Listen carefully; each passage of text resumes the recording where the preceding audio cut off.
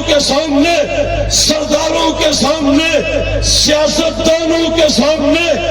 وڈیروں کے سامنے اعلاء کلمت اللہ کی صداؤں کو بلند نہیں کرتے، بلکہ جنرل، اداروں والے، وقت کی حکمران، ملک کی تنظیموں کے سربراہان آج علماء کے قدموں میں آ کر گھٹنے ٹیک کر سوال کرتے ہیں۔ یہ ہے کہ میرا نبی عیسیٰ سچا ہے، آپ کا دعویٰ یہ ہے کہ ہمارے نبی محمد صلی اللہ علیہ وسلم اللہ کے آخری نبی ہیں، وہ کہتا ہے میرا دین سچا ہے، آپ کہتے ہو ہمارا دین سچا ہے، فیصلہ کیسے ہوگا؟ تو وہ کہنے لگا یوں کرتے ہیں، آپ اپنی کتاب آگ میں ڈالیں، میں اپنی کتاب آگ میں ڈالتا ہوں، جس کی کتاب جل جائے وہ جھوٹا، اس کا دعویٰ بھی جھوٹا، جس کی کتاب بچ جائے وہ سچا، اس کا دعویٰ بھی سچا۔ مکہ کے اندر محمد نامی ایک شخص آیا ہے جس نے عرب کو سر پر اٹھایا ہوا ہے، یہ نیا دین لے کر آیا ہے، نیا کلمہ لے کر آیا ہے، کہتا ہے میں آخری رسول ہوں، میرے بعد کوئی رسول نہیں، مجھ پر اللہ نے کتاب نازل فرمایا، مجھے اللہ نے نبوت عطا کی، اس کتاب کی تعلیم دیتا ہے، صداؤں کو بلند کرتا ہے۔ کتاب کو سینے سے لگا، میں اپنی کتاب کو سینے سے لگاتا ہوں، دونوں اکٹھے آگ میں چھلانگ لگاتے ہیں، جو بچ جائے وہ سچا، جو جل جائے وہ جھوٹا۔ اس نے اپنی کتاب پر ایسا کیمیکل لگا رکھا تھا جس پر آگ اثر نہیں کرتی تھی، مگر اسے یہ معلوم نہیں تھا کہ میں جن کے سامنے میدان میں اترا ہوں وہ اصحاب پیغمبر کا نام لینے والے ہیں، غلامان پیغمبر کا دم بھرنے والے ہیں۔ کے ذریعے پیغمبر کے دشمن کو سر کو تن سے جدا کر دیا جائے گا، یہ تلوار بہت بلند ہو جائے گی، یہ جملہ کہتے ہوئے تلوار کو چلاتا ہے، اس دشمن کا سر تن سے جدا ہو جاتا ہے۔ روایت کے اندر آتا ہے اس صحابی کے پاس ڈنڈا تھا، جب اس کا سر جدا ہو گیا اس سر کو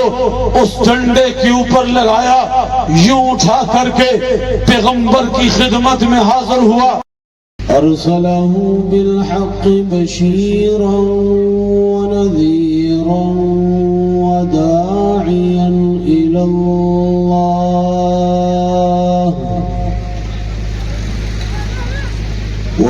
الی اللہ بإذنہ وسراجا منیرا۔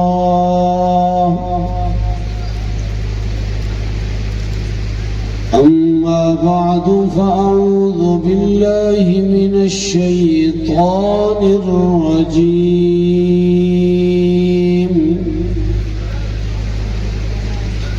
بسم الله الرحمن الرحيم۔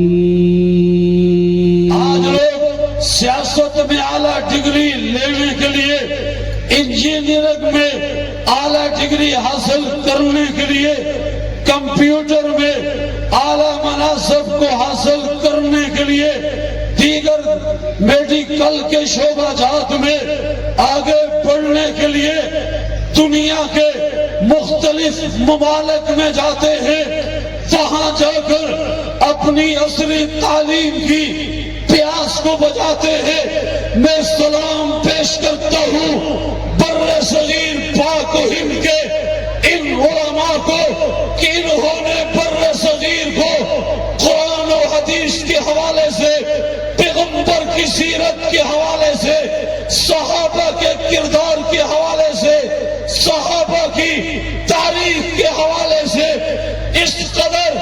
منظم کیا ہے۔ آج پوری دنیا کا مسلمان علم کی پختگی کے لیے، نصوص کے لیے، معلومات کی کثرت کے لیے آج اگر رخ کرتا ہے وہ پاکستان کی دھرتی کا رخ کرتا ہے۔ الحمدللہ آپ کے اکابر نے دین کے ہر شعبے کے اندر اس قدر میدان بنایا۔ جب ہم پیغمبر کی سیرت کا مطالعہ کرتے ہیں، دار ارقم پیغمبر کی سیرت کا پہلا مدرسہ، جہاں بیٹھ کر اس قرآن کو پڑھایا، اس قرآن کو سمجھایا، قرآن کی تعلیمات کو عام کیا، لا الہ الا اللہ کی صداؤں کو بلند کیا، لا الہ الا اللہ کی صداؤں کو دل کی گہرائیوں میں اتارا، محمد الرسول اللہ کی تفصیلات کو بیان کیا۔ جہاں پیغمبر نے دار ارقم میں اس ادارے کی بنیاد رکھی، الحمدللہ پوری دنیا کا سروے کر لیجئے، آج پوری دنیا کے نقشے پر بڑے بڑے اسلامی ممالک، اسلام کے نام پر چلنے والے ممالک، ان کا سروے کر لیجئے، جائزہ لے لیجئے، دائرانہ نظر ڈال لیجئے۔ الحمدللہ جس قدر مدارس کا سلسلہ وثوق کے ساتھ، پختگی کے ساتھ، رسوخ کے ساتھ اور ہر میدان کے اندر اس دھرتی کے علماء کام کر رہے ہیں، دنیا کا کوئی ملک بھی اس آزادی کی مثال پیش نہیں کر سکتا ہے۔ شاید میرے بعض ساتھیوں کے ذہن میں یہ بات آتی ہوگی، بر صغیر پاک و ہند تقسیم ہوا، آج بنگلہ دیش بر صغیر کا حصہ ہے، ہندوستان بر صغیر کا حصہ ہے، پاکستان بر صغیر کا حصہ ہے۔ میں مانتا ہوں بنگلہ دیش میں مدارس تعداد کے اعتبار سے جہاں طلباء کی کثرت ہے پاکستان سے بھی بڑے ہیں، اجتماعات تبلیغ کے حوالے سے بھی وہاں بڑے ہوتے ہیں۔ ہندوستان کی دھرتی پر ہمارا مادر علمی تمام مدارس کی ماں دارالعلوم دیوبند بھی موجود ہے، لیکن ان حالات میں جس قدر علماء پاکستان میں ہر شعبے کے اندر صاحب اقتدار کے سامنے آنکھوں میں آنکھیں ڈال کر افضل الجہادی کلمت حق عند سلطان جائر کا عملی نمونہ پیش کرتے ہیں، یہ مثال ہمیں ہندوستان میں نظر نہیں آتی ہے، یہ مثال ہمیں بنگلہ دیش میں نظر نہیں آتی ہے۔ الحمدللہ آج پاکستان کی دھرتی میں یہ مثال نظر آتی ہے، صرف علماء ان جرنیلوں کے سامنے، سرداروں کے سامنے، سیاستدانوں کے سامنے، وڈیروں کے سامنے اعلیٰ کلمت اللہ کی صداؤں کو بلند نہیں کرتے، بلکہ جرنیل، اداروں والے، وقت کی حکمران، ملک کی تنظیموں کے سربراہان آج علماء کے قدموں میں آ کر گھٹنے ٹیک کر سوال کرتے ہیں، مولوی صاحب آپ بتائیے ان مسائل کا حل عالمی سطح پر پیش کیسے ہو سکتا ہے؟ آپ نے دیکھا عرصہ 2 سال کا جائزہ لے لیجئے، مشرف چلا گیا، اس وقت کے اندر بھی پیغمبر کی ختم نبوت کا مسئلہ اٹھا، وہ مسائل جو پیغمبر کے زمانے میں پیدا ہوئے، صحابہ نے ان دشمنوں کو قتل کیا۔ ایک پیغمبر کا گستاخ اس وقت پیغمبر کو تنگ کرتا تھا، ابو داؤد شریف کی روایت ہے، اللہ کے پاک پیغمبر نے ایک صحابی کو بلایا، فلاں شخص مجھے تنگ کرتا ہے، اس کا کام تمام کر دیا جائے۔ اللہ کے پاک پیغمبر نے فرمایا، من سب نبیًا فاقتلوہ، جو انبیاء کو گالیاں دے اس کی ایک ہی سزا ہے، اس کو قتل کر دیا جائے، اس کے سر کو تن سے جدا کر دیا جائے۔ حدیث میں آتا ہے صحابی نے عرض کی یا رسول اللہ اجازت دے دیجئے میں اپنے طریقے سے اس دشمن کا کام تمام کروں گا۔ روایت میں آتا ہے وہ صحابی اس دشمن کی طرف چلے، راستے میں نماز کا وقت آ گیا، سوچ میں پڑ گئے نماز پڑھوں تو دشمن سامنے ہے، چھپ جائے گا، غائب ہو جائے گا، کیا کروں؟ دشمن کی طرف بڑھتا ہوں، نماز کا وقت جاتا ہے، نماز پڑھتا ہوں، پیغمبر کا گستاخ غائب ہو جاتا ہے، کیا طریقہ اختیار کروں؟ علماء نے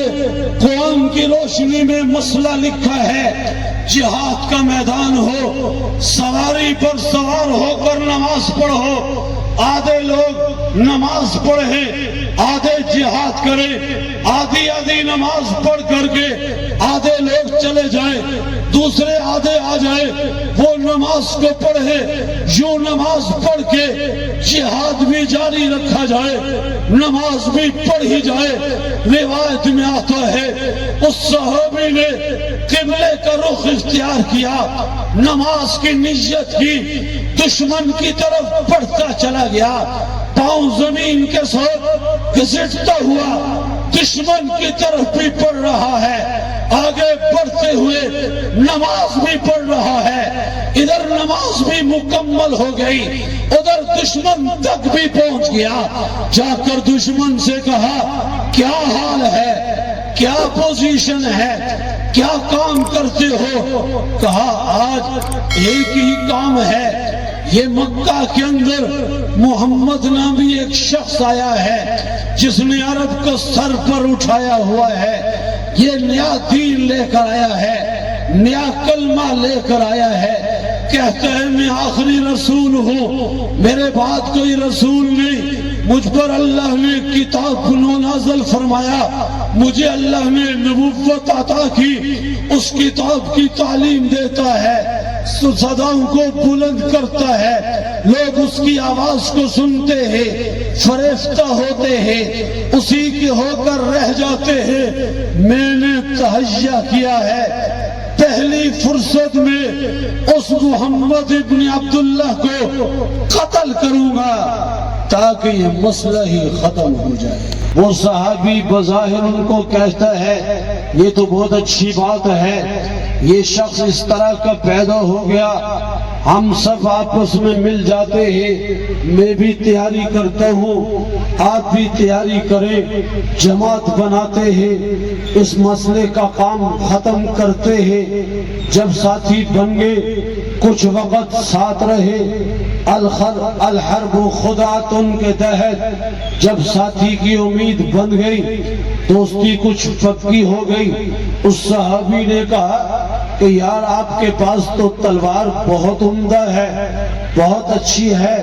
بہت قیمتی ہے، ذرا دکھاؤ تو صحیح کتنی اعلیٰ ہے۔ صحابی نے تلوار لے لی، لینے کے بعد کہا جس محمد کو تم قتل کرنا چاہتے ہو میں اس محمد کا غلام ہوں، جس محمد کو تم اذیتیں دیتے ہو میں نے اس محمد کی ختم نبوت کا کلمہ پڑھا ہے، جس محمد کے خلاف آپ کی زبان استعمال ہوتی ہے، جس محمد کے خلاف آپ پلاننگیں بنا رہے ہیں، جس محمد کے خلاف اپنے قبیلے کی ذہن سازی کر رہے ہیں، میں اس محمد کے ادنا غلاموں میں سے ایک غلام ہوں، اس کے نام پر اپنی جان کو قربان کرنا اپنے لیے سعادت سمجھتا ہوں۔ یہ تلوار میرے ہاتھ میں آئی، میں سمجھتا ہوں اس تلوار کی قیمت کو 4 چاند لگ جائیں گے، یہ تلوار بہت بلند ہو جائے گی، یہ تلوار بہت اعلیٰ بن جائے گی، نہیں، جب اس تلوار کے ذریعے پیغمبر کے دشمن کی گردن کو اڑایا جائے گا، اس تلوار کے ذریعے پیغمبر کے دشمن کو لہو لہن کیا جائے گا، اس تلوار کے ذریعے پیغمبر کے دشمن کو سر کو تن سے جدا کر دیا جائے گا۔ یہ تلوار بہت بلند ہو جائے گی۔ یہ جملہ کہتے ہوئے تلوار کو چلاتا ہے، اس دشمن کا سر تن سے جدا ہو جاتا ہے۔ روایت کے اندر آتا ہے اس صحابی کے پاس ڈنڈا تھا، جب اس کا سر جدا ہو گیا، اس سر کو اس ڈنڈے کے اوپر لگایا، یوں اٹھا کر کے پیغمبر کی خدمت میں حاضر ہوا، عرض کی یا رسول اللہ، جو ڈیوٹی آپ نے لگائی تھی یہ آپ کا دشمن تھا، قرآن کا دشمن تھا، رب کا دشمن تھا، دین کا دشمن تھا۔ اس کو سعادت سمجھتے ہوئے میں اپنی زندگی کو داؤ پر لگاتے ہوئے جس کو کام کو تمام کرنے کے لیے نکلا، اس کا سر تن سے جدا کر کے آپ کی خدمت میں لے آیا ہوں۔ یہ وہی سر ہے جو کل اکڑ کر کے آپ کو برا بھلا کہتا تھا، آج اس سر کو میں نے سب سے ذلیل کر دیا ہے۔ میرے لیے کیا ہے؟ رب کعبہ کی قسم، رب نے فرمایا او صحابی، کل قیامت کے دن رب تعالی آپ کا حشر میرے ساتھ فرمائیں گے۔ نعرہ تکبیر! تاج و تخت ختم نبوت! تاج و تخت ختم نبوت! شاہ عبدالعزیز محدث دہلوی سے سوال کیا کہ ایک آدمی سو رہا ہے، ایک آدمی جاگ رہا ہے، راستہ پوچھنے والا کس سے راستہ پوچھے؟ جاگنے والے سے پوچھے یا سونے والے سے پوچھے؟ تو اس نے کہا جواب آپ نے عقل سے دینا ہے، نقل سے نہیں دینا۔ تو شاہ صاحب فرمانے لگے جواب عقل سے دوں یا نقل سے دوں؟ اس نے کہا نہیں، عقل سے دیں۔ شاہ صاحب فرمانے لگے جو راستہ بھول گیا ہے، راستہ پوچھنا چاہتا ہے، وہ آئے اور جاگنے والے کے پاس آ کے بیٹھ جائے، سونے والے کے جاگنے کا انتظار کرے، جب سونے والا جاگ جائے اس سے راستہ پوچھ کے منزل مقصود تک پہنچ جائے۔ اس کا مطلب یہ تھا عیسیٰ علیہ السلام جاگ رہے ہیں، رسول اللہ صلی اللہ علیہ وسلم سو رہے ہیں، تو جاگنے والا عیسائی عیسیٰ علیہ السلام سے راستہ پوچھے گا تو وہ راستے پر لگ جائے گا، سونے والے حضور ہیں اس سے راستہ پوچھے گا ہی نہیں۔ شاہ عبدالعزیز محدث دہلوی نے فرمایا یہ جو جاگنے والا بیٹھا ہے یہ بھی اس لیے بیٹھا ہے کہ سونے والا جاگے اور اس سے راستہ پوچھ کے منزل مقصود تک پہنچ جائے۔ وہ سوال کرنے والا عیسائی تھا،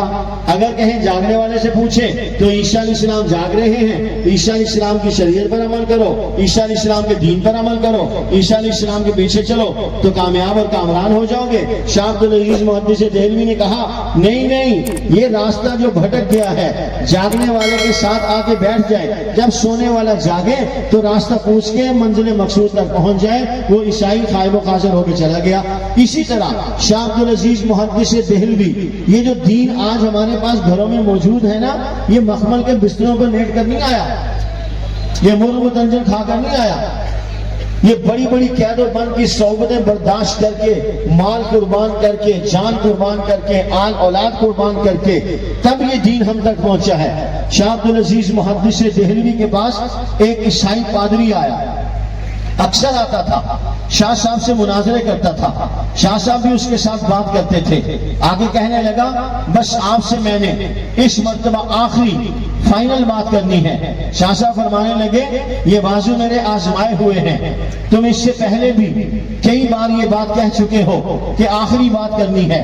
آخری بات کرنی ہے، چلو آج بھی تمہاری آخری بات سنتے ہیں، کہو کیا کہتے ہو۔ وہ کہنے لگا میرا دعویٰ یہ ہے کہ میں سچا ہوں، آپ کا دعویٰ یہ ہے کہ آپ سچے ہیں، میرا دعویٰ یہ ہے کہ میرا نبی عیسیٰ سچا ہے، آپ کا دعویٰ یہ ہے کہ ہمارے نبی محمد صلی اللہ علیہ وسلم اللہ کے آخری نبی ہیں۔ وہ کہتا ہے میرا دین سچا ہے، آپ کہتے ہو ہمارا دین سچا ہے، فیصلہ کیسے ہوگا؟ تو وہ کہنے لگا یوں کرتے ہیں، آپ اپنی کتاب آگ میں ڈالیں، میں اپنی کتاب آگ میں ڈالتا ہوں، جس کی کتاب جل جائے وہ جھوٹا، اس کا دعویٰ بھی جھوٹا، جس کی کتاب بچ جائے وہ سچا، اس کا دعویٰ بھی سچا۔ شاہ عبد العزیز محدث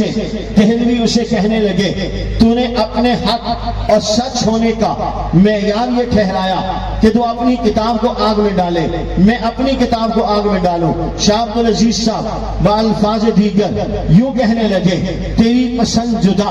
میری پسند جدا، تجھے پسند خودی، مجھے پسند خدا۔ تو نے اپنے دین کی حقانیت کے لیے، اپنے نبی کی دین کی حقانیت کے لیے معیار یہ مقرر کیا کہ اس کتاب کو آگ میں ڈالا جائے، جو کتاب جل جائے وہ سچی، جو بچ جائے وہ جھوٹی۔ شاہ عبد العزیز محدث دہلوی کہنے لگے مجھے یہ انداز، مجھے یہ معیار پسند نہیں ہے، میں اپنے انداز اور اپنے معیار کی بات کرتا ہوں۔ میرا انداز، میرا معیار یہ ہے کہ تو اپنی کتاب کو سینے سے لگا،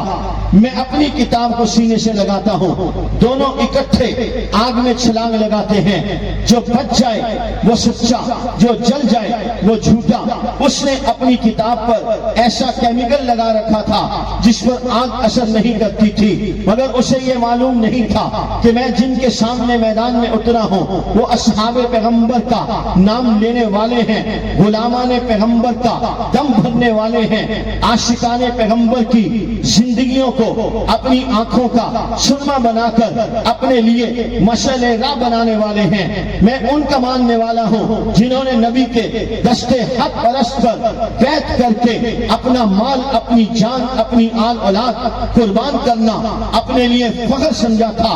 آئیے میں اور آپ اس جلسے کے توسط سے اپنا ایمان، اپنا عقیدہ، اپنا نظریہ مضبوط کریں۔ نہ صرف یہ کہ ہم اپنا ایمان، عقیدہ، نظریہ مضبوط کریں، بلکہ یہاں سے جانے کے بعد ہر بڑا چھوٹا چلتا پھرتا رسول اللہ کی عزت و آبرو کا محافظ ہونا چاہیے۔ تاج ختم نبوت کی حفاظت اس کی زندگی کا وظیفہ ہونا چاہیے۔ اسے لوگ اللہ کے نبی کی ختم نبوت کے تحفظ کے کام سے پہچاننے والے بن جائیں۔ میں عرض یہ کر رہا تھا سیدنا عیسیٰ علیہ السلام سے متعلق 5 نظریات ہیں، 4 نظریات غلط ہیں، ایک نظریہ صحیح ہے۔ یہودی، عیسائی، قادیانی، غامدی، یہ 4 نظریات غلط ہیں۔ ایک نظریہ اسلام کا قرآن و سنت اجماع امت کی روشنی میں